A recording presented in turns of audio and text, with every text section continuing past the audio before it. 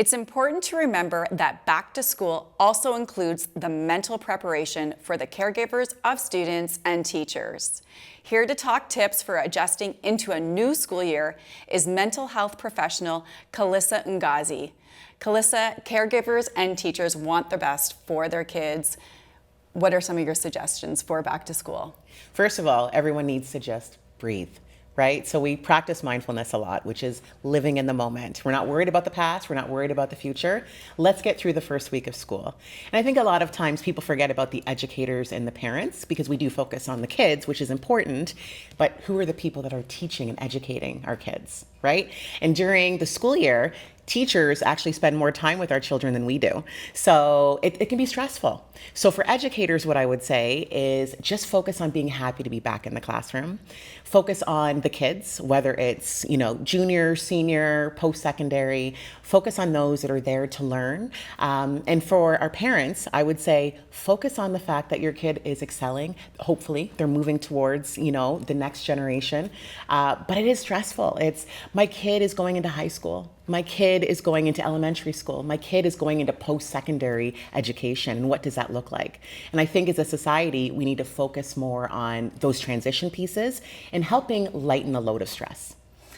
I was saying to you earlier, my son is going into grade 9. So new grade, high school, new school. And he's already asked me a lot of questions about it. What would you say to parents who have children that are now entering high school? How can they help them prepare? Well, I think part of it too is, what was your high school experience like? If it was a great one, you're going to be excited. You're going to give him tips of what it was like for you at that time.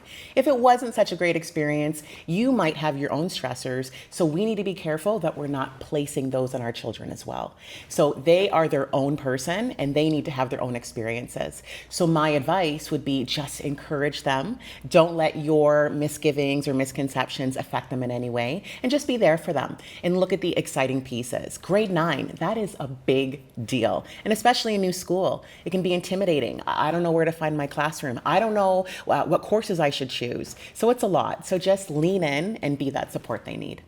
And, I talk to people about elementary school and how quick it went. And they say, you just wait until high school. Yeah. It's 4 years. We were talking about how there's no longer OAC. Yeah. How do we help kids prepare for post-secondary? Well, here's the thing. When you and I were in school, grade 13, OAC was a thing. So we had 5 years to prepare ourselves.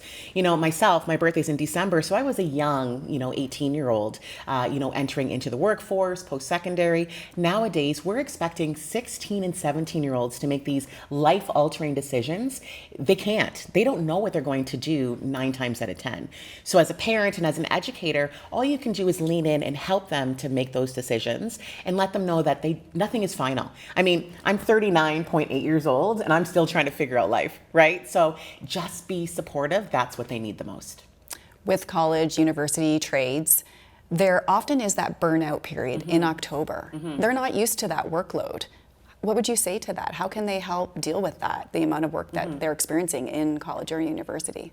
Well, I think as educators, I know in my classroom as a professor, I try to remember not to throw everything at them, at the same time, because it can be overwhelming, especially in post-secondary when you're taking 4 or 5 courses. It's very different layout than when high school. With high school, you have a little bit more time, more flexibility, and you'll have teachers that you can go to and ask these questions, whereas in post-secondary, you're on your own a lot of the times. Yes, you can go to your professor, you can ask questions, but they're not going to chase you. They're not going to make sure that you're handing in the assignments. So really, it's a culture shock when you enter into this institution. The same with trades. When you're thrown into an apprenticeship, the expectation is that you're working while learning. So it can be overwhelming if you're not used to a 40-hour work week. So it's about preparing our students ahead of time. I was mentioning to you, sometimes we think about the school year from September to June, and that can be really overwhelming.